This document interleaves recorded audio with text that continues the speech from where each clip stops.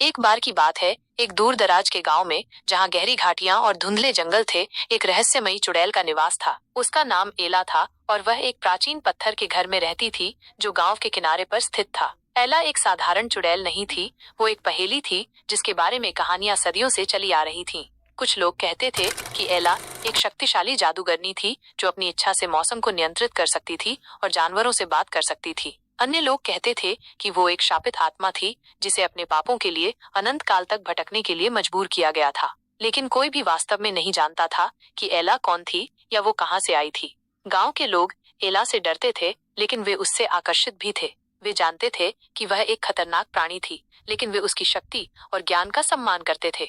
जब गांव में कोई बीमार होता था या मुसीबत में होता था, तो वे मदद के लिए एला के पास जाते थे और हमेशा एला उनकी मदद करती थी, चाहे कुछ भी हो। एक दिन एक युवा लड़का, जिसका नाम आर्यन था, जंगल में खो गया। वो डरा हुआ और अकेला था और उसे नहीं पता था कि कहाँ जाना है। तभी उसने एला के पत्थर के घर को देखा। वो जानता था कि उसे अंदर नहीं जाना चाहिए, लेकिन वो इतना डरा हुआ था कि उसने हिम्मत जुटाई और दरवाजा खटखटाया। एला ने दरवाजा खोला और आर्यन को अंदर आने दिया। उसने उसे गर्म चाय और भोजन दिया और उसे बताया कि उसे डरने की कोई जरूरत नहीं है। आर्यन ने एला को अपनी कहानी बताई और उसने ध्यान से सुना। जब आर्यन ने अपनी कहानी समाप्त की, तो एला ने कहा, तुम एक बहादुर लड़का हो आर्यन, लेकिन तुम्हें जंगल में अकेले नहीं घूमना चाहिए। ये एक खतरनाक जगह है। आर्यन ने एला को धन्यवाद दिया और उसने उसे घर वापस जाने का रास्ता दिखाया। जब आर्यन घर पहुंचा, तो उसके माता पिता बहुत खुश थे। उन्होंने उसे बताया कि वे कितने चिंतित थे और उन्होंने उसे कभी भी अकेले जंगल में न जाने के लिए कहा।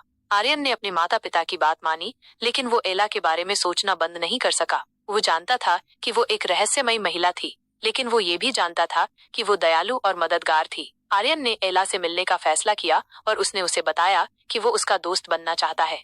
एला ने आर्यन की दोस्ती स्वीकार कर ली और वे करीबी दोस्त बन गए। आर्यन ने एला से जादू और प्रकृति के बारे में बहुत कुछ सीखा और एला ने आर्यन को जीवन के बारे में बहुत कुछ सिखाया। वे एक साथ हंसे, रोए और सपने देखे। एक दिन आर्यन ने एला से पूछा कि वह कौन है और वो कहाँ से आई है। एला ने मुस्कुराते हुए कहा, मैं एक चुड़ैल हूँ आर्यन, और मैं यहाँ हमेशा से हूँ।